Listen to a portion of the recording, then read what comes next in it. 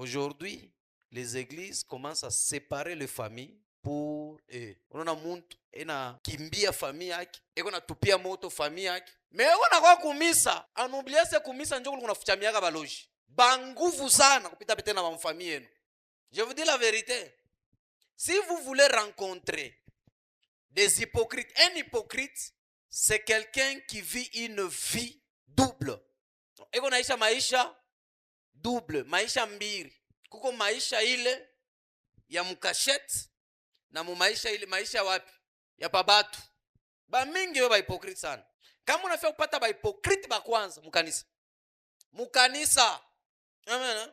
Kama unafia kupata ba tueurs, ba âmes, les tueurs des âmes, l'église, beaucoup plus de prophètes, des hommes de Dieu qui tuent les âmes des gens, qui emprisonnent les âmes des gens. Vous savez que tu es le résultat des enseignements que tu reçois. C'est pourquoi on n'écoute pas n'importe qui, on ne fréquente pas n'importe qui. Nous sommes le résultat de l'environnement et nous sommes le résultat des enseignements que nous recevons. Donc, ce que tu entends influence ton devenir. Nous sommes ensemble, hein? C'est pourquoi, mais prêcher les choses non écrites dans la parole de Dieu, c'est ensorceler mon âme.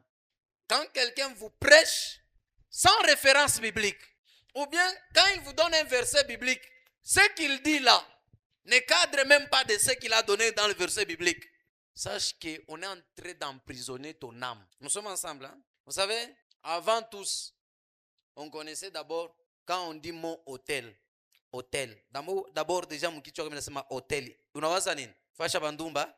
Shinyo vile bartonesh. Na shinyo vile ma hôtel irkuye. Mais ce n'est pas ça l'hôtel. L'hôtel, c'est une maison de passage. Quelqu'un peut venir et dormir. Toute bénédiction mal acquise, c'est une maladie dans le corps et dans l'âme. C'est pourquoi vous allez voir quelqu'un qui était pauvre, lorsqu'il gagne les richesses, il devient malade.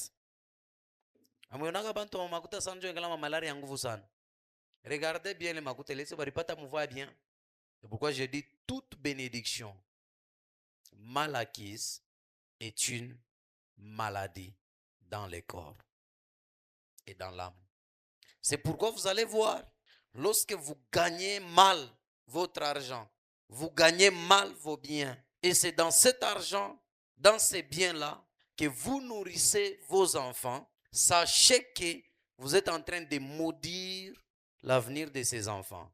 C'est pourquoi la Bible nous dit, errez les enfants d'un homme intègre après lui.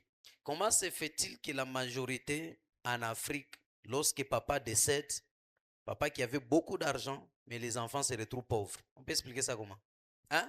La Bible nous dit ceci, c'est la bénédiction de l'Éternel qui enrichit. Donc lorsqu'un père est béni et il est enrichi, ses enfants aussi seront enrichis. Donc, si un père a les richesses qui ne viennent pas de Dieu, c'est pourquoi dès qu'il décède, les enfants restent dans la souffrance.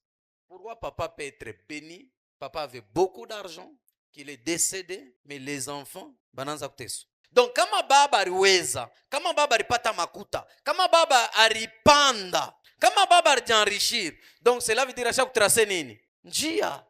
Batoto batafata.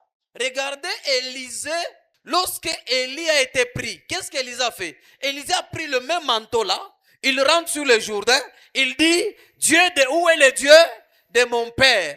Il frappe le Jourdain, se divise. Donc cela veut dire, le père lui a montré quoi? Le chemin de miracle, le chemin de succès.